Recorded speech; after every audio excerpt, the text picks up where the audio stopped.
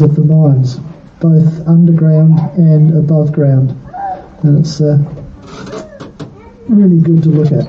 Anyway, we'll keep going.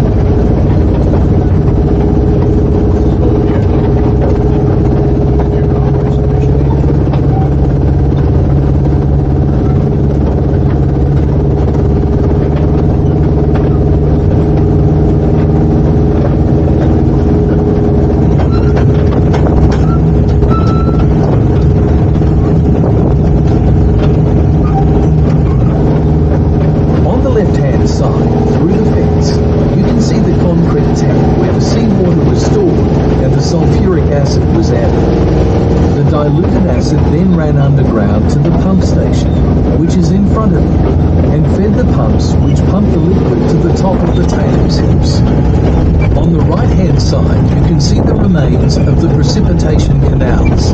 Unfortunately, the timber lining has been removed over the last 70 years, and all that remains is the walkway and the scrap steel that is scattered throughout the scrub. Now out on your right, you can see one of the slime pits. There are some 30 hectares of these out there, and they consist of the fines left over from the final stage of the concentration process. The reason that they are called slime pits is that they contain a lot of fine clay, which makes them very slippery and slimy when wet. On your right-hand side of the bend, you can see what were known as the settling tanks. Water from the precipitation plant ran down to here, where the mud and other materials settled out. Then the water gravitated back to the pump station we saw earlier, where it was reacidified and reused in the process.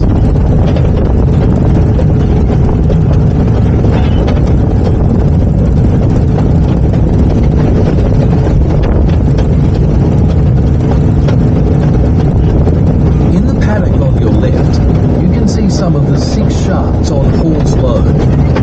Lode was the name used to describe a continuous body of underground ore. Hall's Lode stretches to behind the railway station, where it comes close to Alice's Lode, which partly runs under the Moonta Area School. In 1994, at the end of a sports day, there was heavy rain. Imagine their surprise when they found a large hole in the sports ground. Alice's Lode had collapsed. We still get occasional collapses and subsidence throughout the mine area. In 1862, a broad-gauge horse-drawn railway system was built from Kadina to Wallaroo, and by 1866, this had been extended to include Moonta Mines to Wallaroo. The horse teams were changed halfway between Moonta and Wallaroo, and fresh horses completed the journey. This horse-drawn system was extended into Moonta Township in 1868 and down to the Moonta Jetty in 1879. It continued to operate from East Moonta to the jetty until 1931, when it ceased operations. The only original horse tram left, built in 1896, is on display at our Wheelmunta platform, where we will get off the train. As time progressed, the horse trams were withdrawn from ore transport in favour of steam locomotives, which operated on a narrow gauge railway from Moonta to Wallaroo from 1891 onwards. The original railway station was constructed in the township in 1891, and this was superseded in 1909 by the beautiful current building you see ahead of you. The narrow gauge line was upgraded to a broad gauge line operating from Moonta to Adelaide from 1927 onwards. It was used to cart grain, general cargo and passengers. The broad gauge railway system, which is the line you can see in front of the railway station, operated until 1979, after which time the railway station was converted to the Visitor Information Centre. If you need any information about tourism or accommodation, wish to view the photographic displays, or want to buy any souvenirs, you can visit the Visitor Information Centre and the volunteers there will be only too happy to help you. The cottages that you see located adjacent to the Cadina Road were for railway employees who maintained the broad gauge railway.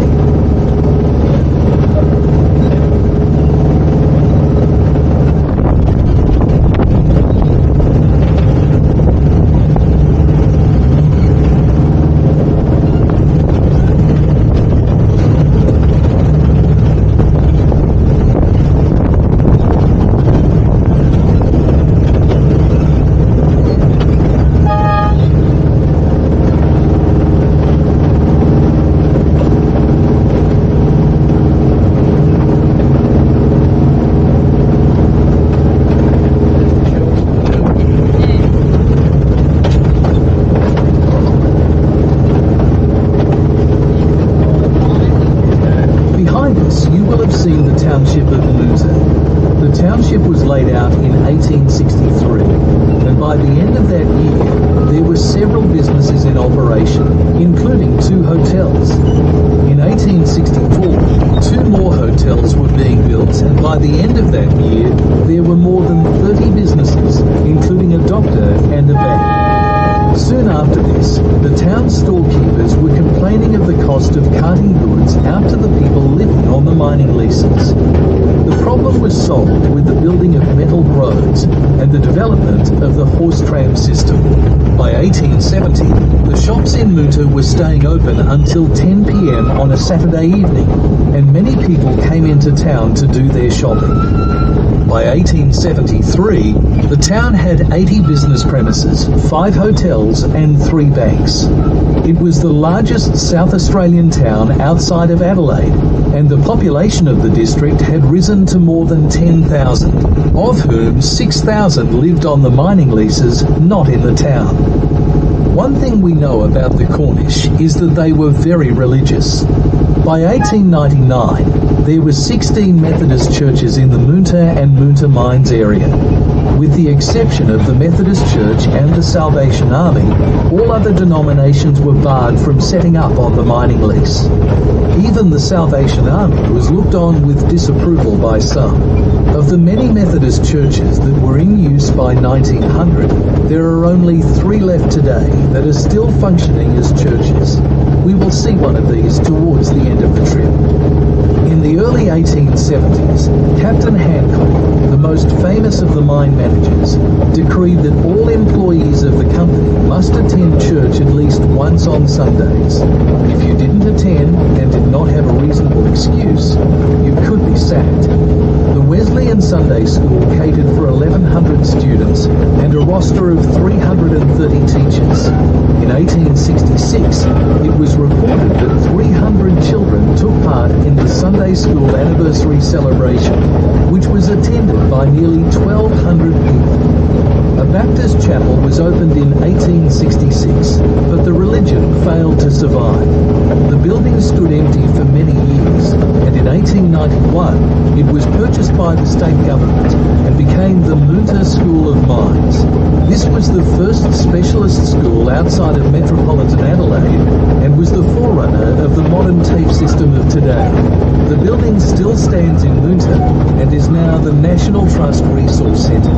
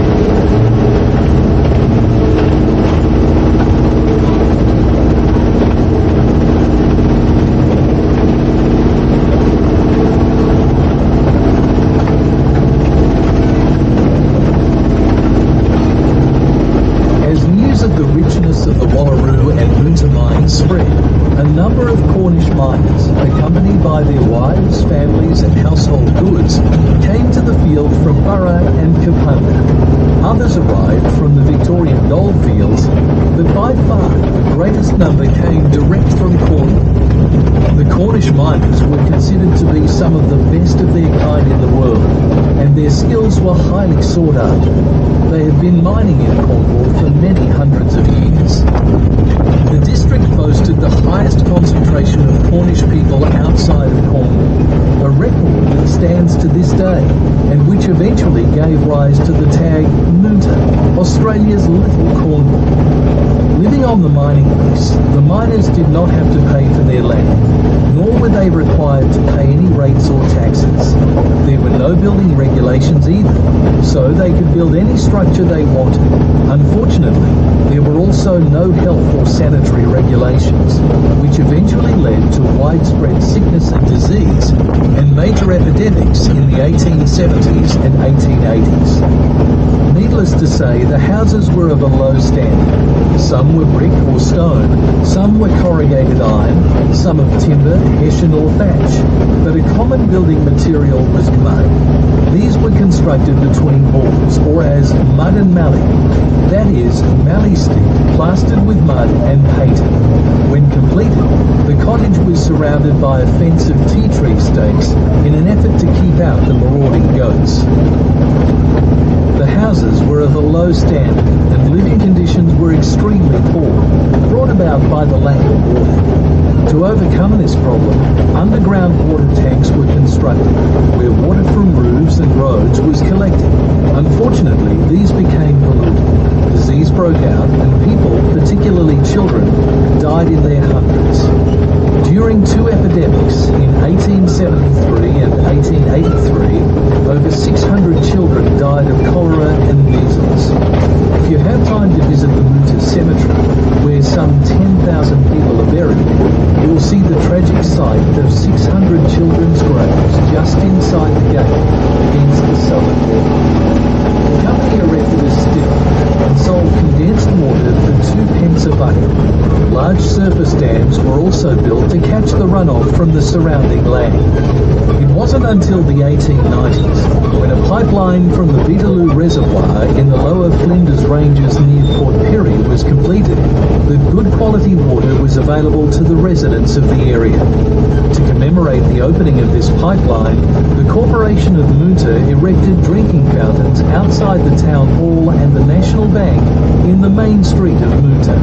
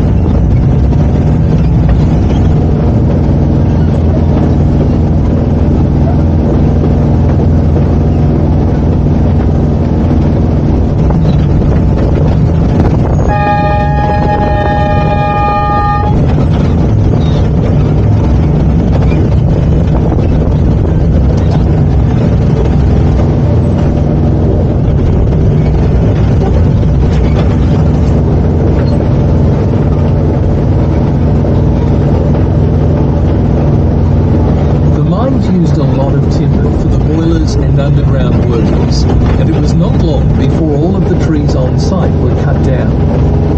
The boilers alone consumed around 40,000 tons of firewood a year. Early farmers in the area brought in the timber they cleared from their farmland and sold it to the company. Heavier timbers for underground were brought by ship from Kangaroo Island to Moonta Bay, and then carted up to the mine site from there.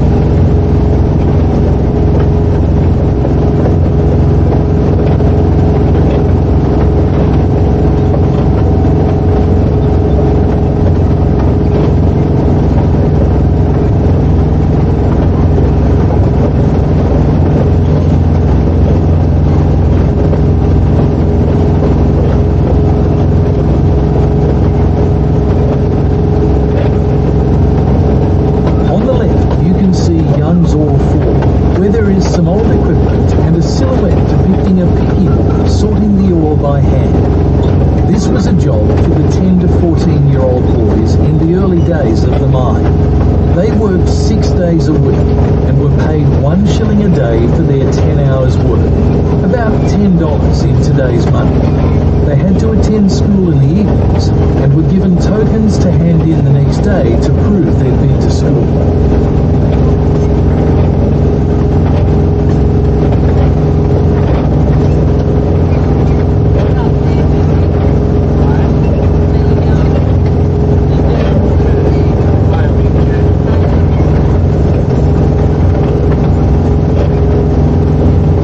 On the right is the Moonta Mines School, which was opened in 1878 to educate 800 students. All children aged 7 to 13 years were required to attend school. At its peak, 1,100 children were enrolled at the school, the largest in South Australia outside of Adelaide, but it closed in 1968 with less than 30 students. The school is now a museum containing many artefacts and items of interest from Moonta's past and is well worth a visit. Over to the left in the distance, you can see Richmonds tailings heap, which has a walkway to the top, giving you an excellent view over the mining lease area. Across the road from the school, you can see the remains of the township of Moonta Mines, which is also worth a visit. There are many ruins of past buildings and a few of the original houses still standing.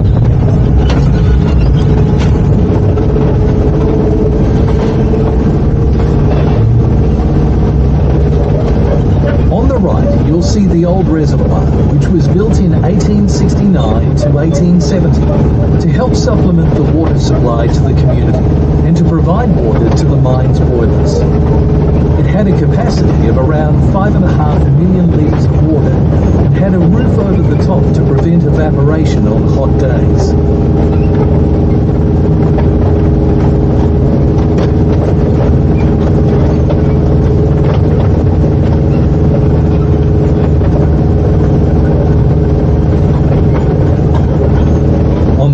Side across the road, you can see the ruins of one of the explosives magazines, originally constructed to house black powder or gunpowder, which was the explosive of the day, and a very dangerous one it was.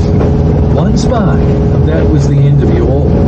You can also see one of the interpretive signs in front of it. There are 3 walking trails with about 45 of these signs around them. Further along on the left was the recreation ground, an area where sporting events took place, including athletics and football. There was a rotunda in the middle, where public gatherings could be held, and a small grandstand on this side. More importantly, if you look through the trees, you can see a tall building which is Richmonds Engine House, one of the 2 remaining engine houses on the mine site. This one contained a steam engine, which operated the crushing and screening plant, and the pumps for Stuckey Shaft, which is located nearby. The largest steam engine on the mine site was located at Hughes Engine House. It was a single-cylinder steam engine with a 60-inch diameter piston and a 10-foot stroke. It stroked 5 times a minute for 60 years, pumping water out of the mine.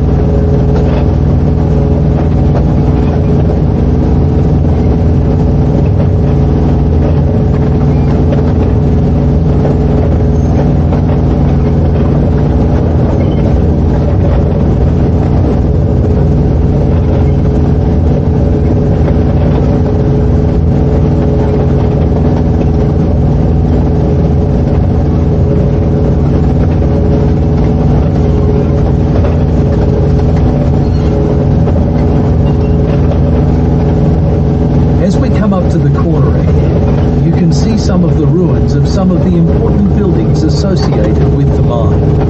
First on the left, you can just see the ruins of the mine manager's house, where Captain Hancock lived in a 2-story house overlooking the mine. Then, across the road, you can see the ruins of the mine office. Behind the mine office were the mine stables, which accommodated 100 horses. And across from the stables, the engineering workshops, the largest engineering workshops in the southern hemisphere. Most importantly, if you look to your left and back a bit, down the bitumen road, you'll see the ruins of Hughes Engine House and Hughes Chimney in the distance. Finally, on the left and down the road, you can see the Moonta Mines Church.